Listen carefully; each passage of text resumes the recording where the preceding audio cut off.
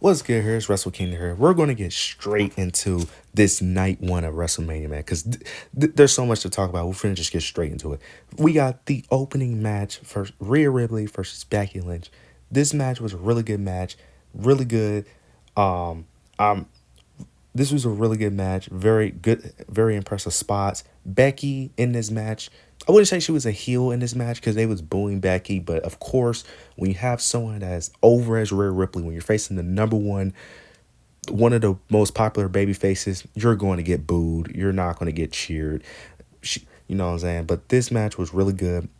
I was a bit disappointed it wasn't longer because I thought that they have a little bit more time. I feel like it needed like a little bit, like 5 more minutes, because when the match was really getting good, and it felt like the ending felt a little anticlimactic, but this was a really good match. They had some really cool spots. You had, of course, Becky Lynch having a near fall after hitting the manhandle slam.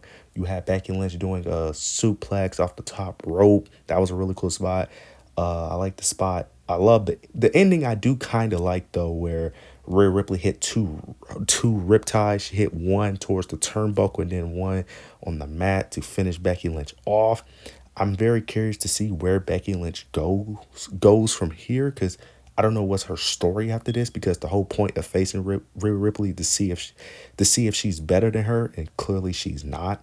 So I don't know if they're gonna have her disappear off TV for a bit, or have. I don't think they're going to run it back. I think that was just a one and done. But my prediction did come true with this match of Rhea Ripley retaining. I said if this was a passing of the torch, this is just to stack Rhea Ripley's, title reign, to make her come out as more dominant than she already is. This was a really good match, really good opener. Shocked that it opened the match. I thought Ray Santos and Andrade, that match was going to open, but this was a really good opener. Really got the crowd hype. Really good win. Crowd was hyped for Rhea Ripley. It did what it needed to do. But we're going to get on to the next match, which is the tag team ladder match for the Undisputed Tag Team title. This match was great. This was everything it needed to be. A total car wreck. This was really great. Both of my predictions came true, but this was on interesting spots. The match started off with everyone jumping Damian Priest in the Judgment Day. We had teams constantly early in the match trying to grab the titles, trying to grab the titles when they slowly walk up the ladder, like every ladder match ever. Every opponent slowly walk up the ladder, constantly going back and forth. Nobody could grab the titles. We had a couple cool spots. I remember one spot of, this was later in the match, of Xavier Woods. It was DIY and Xavier Woods. It was Tommaso Ciampa on like a ladder, and they set the ladder like laid. It was laid on another ladder, and Xavier Woods do it like a dive from like the ropes onto the ladder onto Tommaso Ciampa. That was a dope spot. We had another spot where Grayson Waller, I believe, took like a slam onto the ladder onto the outside. It looked like he hit his head because he was holding his head after that spot. This match was everything it needed to be. It was a total car crash. You had R-Truth. We had R-Truth being R-Truth, him being the delusional guy, him thinking it was a tag team match. The crowd loves R-Truth. They got hyped for that. Him thinking it was a tag team match. Finn and Damien just have the look of disgust of them, of R-Truth thinking it's a tag match. Miz ends up tagging R-Truth in. He takes out Finn Balor and Damian Priest. Ends up doing the typical John Cena comeback. Ends up doing the 5 shuffle on Finn Balor, hits Damian Priest with an attitude adjustment, ends up pinning. I think he ends up pinning Finn Balor, if I'm not mistaken, too, for the 1, 2, 3, thinking they won the titles. Hilarious moment, really good moment, and the crowd popped. The crowd popped like he actually won the match. It was hilarious. Then the Miz coming out to try to tell him that no, like they got to get the titles, they got to grab the titles with the ladder and stuff. But later on in the match, my prediction did come right. A-Town Down Under did end up getting the SmackDown Tag Team titles. It was a moment where R-Truth, The Miz, DIY, and Tommaso Ciampa, they was recreating some things where R-Truth was, doing the whole mistaking Johnny Gargano for Shawn Michaels and Tommaso Ciampa for Triple H. They did a sequence where they all jumped Finn Balor, and then Johnny Gargano starts doing the Sweet Chan music because R-Truth thinks that's Shawn Michaels. hits him with the Street Team music, and then Tommaso Ciampa does the pedigree because R-Truth thinks Tommaso Ciampa is Triple H. That was a crazy spot. I love that. That was hilarious. Then they are about to fight. Both DIY and Awesome Truth are about to fight, but then R-Truth ends up stopping and saying, hey, you go after one set, we go after one set. So they try to go after different set of titles. That way they both become champion. Then Grayson Waller, Austin Theory come in the ring when they're both climbing, knock them off the ladder, and then Grayson Waller grabs the SmackDown Undisputed, well, not Undisputed no more since they're split, but he grabs the SmackDown Tag Team titles. And I was right about that prediction. I was right. I literally said that Grayson Waller or Austin Theory are going to climb the ladder fast. Because if you watch it, they climb the ladder fast while everyone else climbs it super slow. I literally knew that when they won it, when they was going to win, they was going to have them be the only team that climbs the ladder fast. Like I knew they was going to do that. But then we get to, of course, towards the end, R-Truth ends up having a one-on-one with Damian Priest, but he ends up this is when he added to adjust Damian Priest towards the outside. He's the only one left. The crowd is going crazy. They want him to climb the ladder. He was taking a long time for that. He took a long time to get this because he was so confused. Then he sets up the ladder. Then he walks up the ladder super slow. And then when he starts grabbing it, the belts kind of go like behind him. And then he's grabbing it from behind. He unhooks it. The crowd go crazy. Him and R-Truth have their Mania moment. This is the first match. This is his first time winning at Mania. R-Truth deserves his flowers. This was amazing. This was a great match. This was everything it needed to be. This was a great ladder match. Very fun, very chaotic. This is everything it needed to be. Miz and R-Truth get their flowers. They get their moment at Mania. This was really good. But next up, we got the tag team match between Rey Mysterio, Andrade, Santos Escobar, and Dominic Mysterio. Gonna be honest, this match, not really a fan of. Like, it wasn't bad. It was decent. It was a really decent match, but this match could have really just happened on SmackDown. They should have just did the faction versus faction match, in my opinion. I was wrong about the prediction. I had Santos and Dominic because I thought it was going to be a Carlito heel turn, but no, Rey and Andrade won, which I'm not mad at, but I kind of didn't like how they won, though. It was some shenanigans in this match. Of course, each members of the factions, of course, fought outside of, that was going to happen. It was some cool spots. It was some high flying moves, but we get towards the end of the match where Santos has Rey like towards like the turnbuckle. He made Rey hit the ring post with his shoulder, and Santos talking to Rey, he said, "Get a chair and smash his head in. I don't care." Dominic gets a chair, but then you get two big tall guys come out and stop Dominic and hit and basically beat up Dominic. And then I forgot exactly what happened. Oh, I think they eliminate Dominic, but then Rey did something to Santos, and I know Santos and Rey was end up both on the ropes for Rey to hit the 619, and then Andrade ended up picking up the victory after he did his finisher. Then it gets revealed that the two people behind it was Jason Kelsey and another football player. I don't understand why we needed that. I don't get it. You could have had the same ending without that. Like, why did we need Jason Kelsey and the other football player to help? I get it. Maybe Jason Kelsey wanted his Mania moment. The celebrity probably got paid or whatever, but I don't know. I just felt like this was so unnecessary, and this was just stupid. I don't know. I feel like I wasted my time watching this match. It was a decent match. I personally didn't like it, but y'all let me know. Maybe I'm overreacting. But next up, we get Jay versus Jimmy. Gonna be honest here. This is the most disappointing match of the night. Because the next match, I kind of have them in the same tier, but I kind of expected that match not to be all that.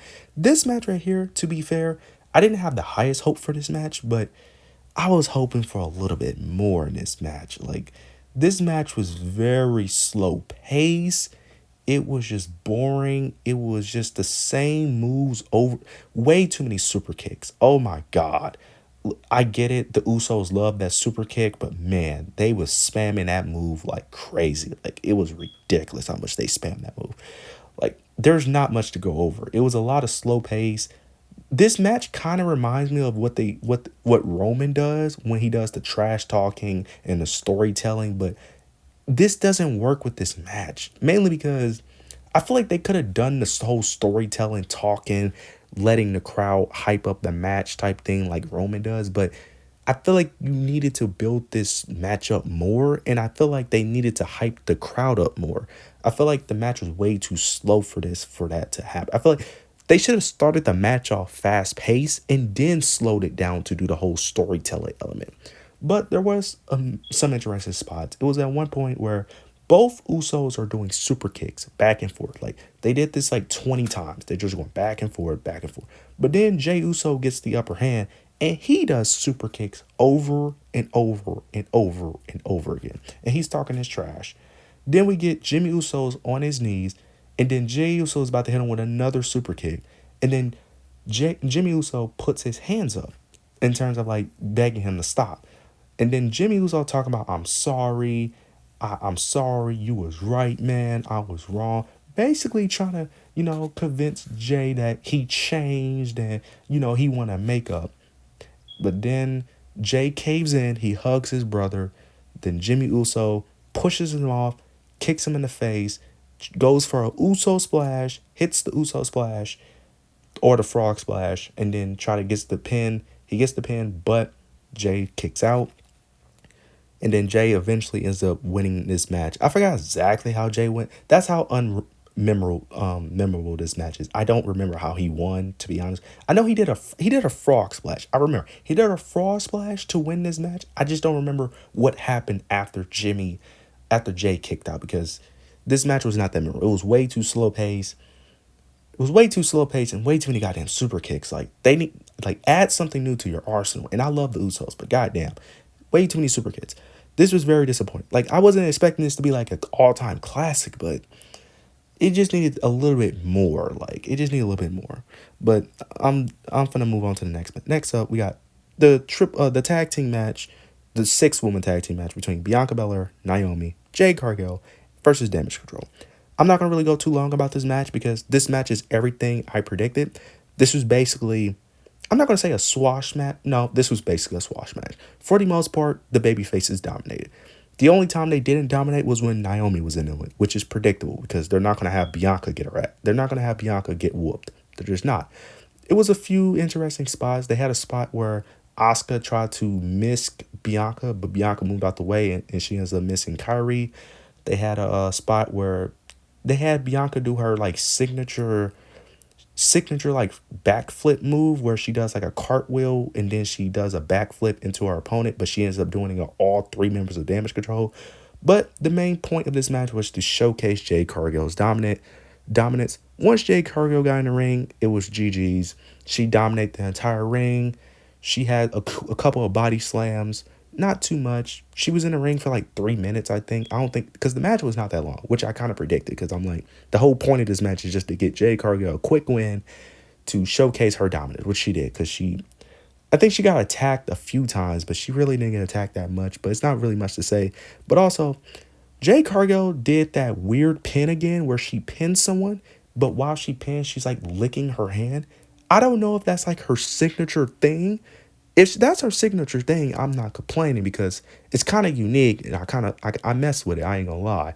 But if anyone knows, because I know she was in AEW, did she do that in AEW or that's like a new thing? I just want to know. But them, Bianca, Naomi, and Jade wins the match. Not much to go here. It was a decent match. It was all right. Nothing too special here. Next up, the upset of the night. Sami Zayn versus Gunther. This match was great. This match was really great, really amazing. Everything that happened in this match, I kind of predicted, but I didn't think Sami was going to get the victory here. This was really great. They had this was a really great match. They had Sami Zayn's wife in the crowd, which once they showed Sami Zayn's wife and it kind of made an emphasis on that, I kind of had a feeling Sami was going to win. Because I'm like, you're not going to have his wife come out and have him lose. I was like, especially with the story they was building. But this was some good moments. They had Gunther constantly taunting his wife, constantly talking trash to his wife. I really love that. You had Sami Zayn being the ultimate underdog. It was a moment where Sami Zayn was getting completely destroyed in this match, completely destroyed. It was like a good 5 minutes where Sami didn't get no offense in. Gunther was literally just doing a bunch of finishers. Like he did like two power bombs, and then he did like his signature top rope drop.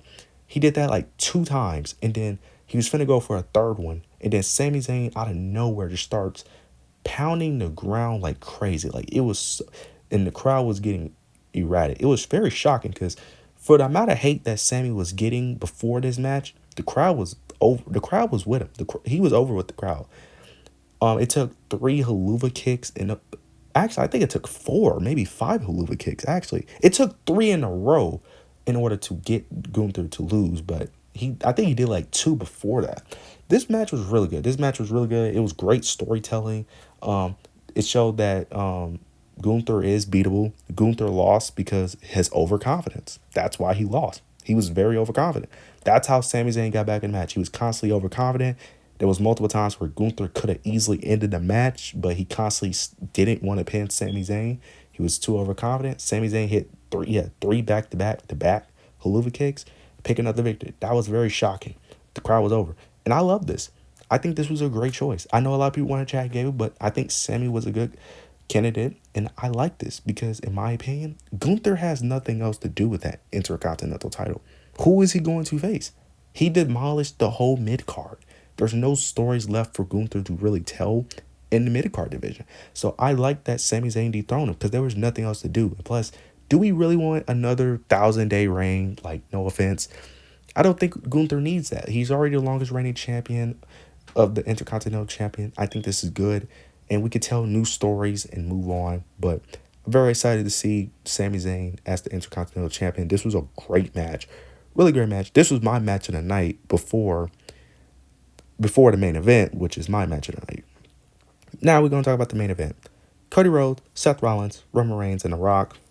This match dictates the stipulation for night 2. If Cody and Seth win, there's bloodline is barred from ringside, no bloodline interference. But if Rock and Roman win, it's bloodline rules, anything goes. Man, the crowd I do feel like was kind of lacking in this match, but they were hyped at the same time. We got both teams standing in the ring for like 5 minutes, 5 to like 10 minutes. And I was so confused because I thought this match was like a tornado tag match for a moment. Because I'm like, why are they just both standing in the ring staring at each other? Because they was standing there for like a long time. So they made me think it was a tornado tag. But then after like that huge stare down, they, they both went to their side. Then it was a tag team match. I was so confused at first. The match started off with Roman and Seth Rollins.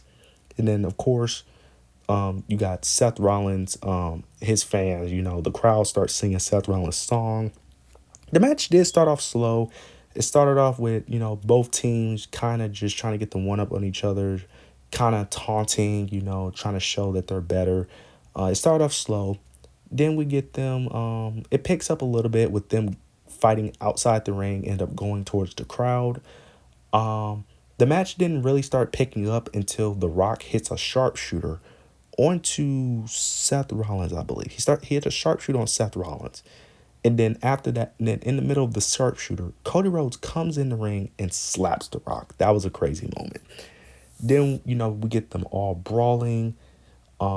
There's so many spots in this match, I cannot remember all of them. So this match was crazy. This match was a car wreck because this match started off very slow. It started off very slow. Like the first 15, 20 minutes, very slow match. I was very disappointed. But towards the last 15, 20 minutes of this match, absolute cinema, this absolute banger.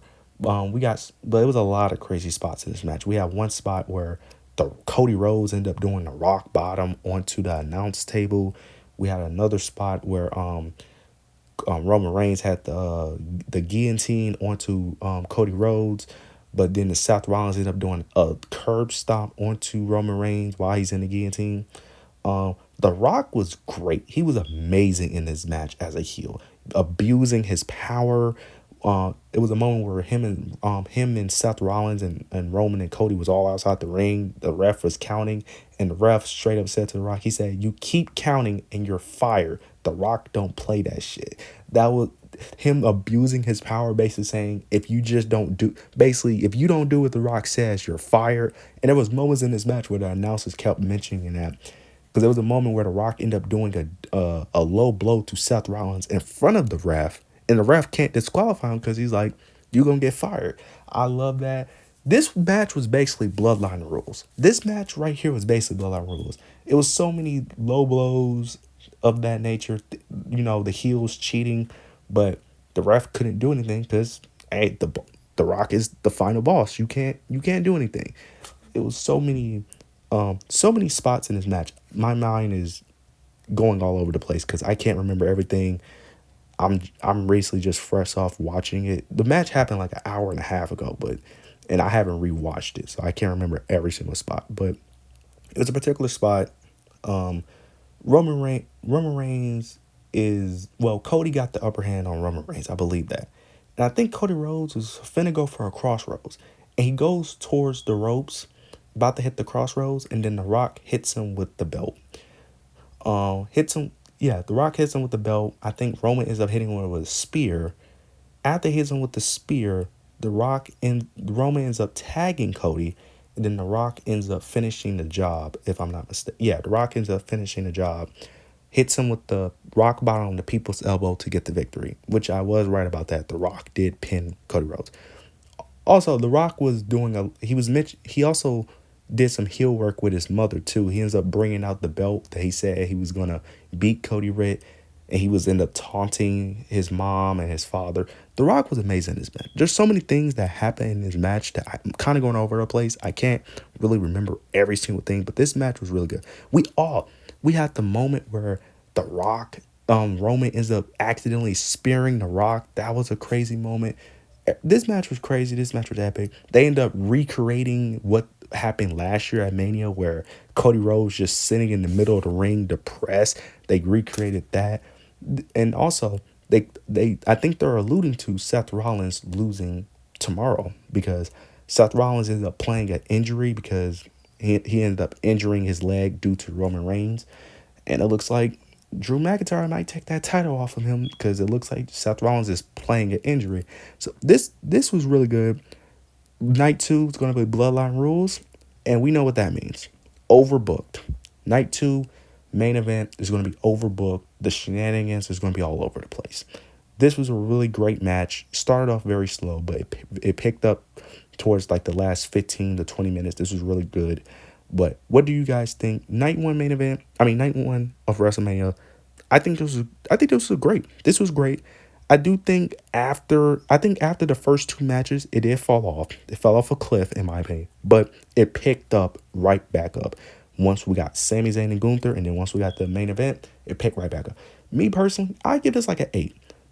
The middle section of this card kind of ruined it, but the first 2 matches and the last 2 matches saved it. So I give this like an 8. But what do you guys think of night 1 of WrestleMania? Are you guys excited for night 2?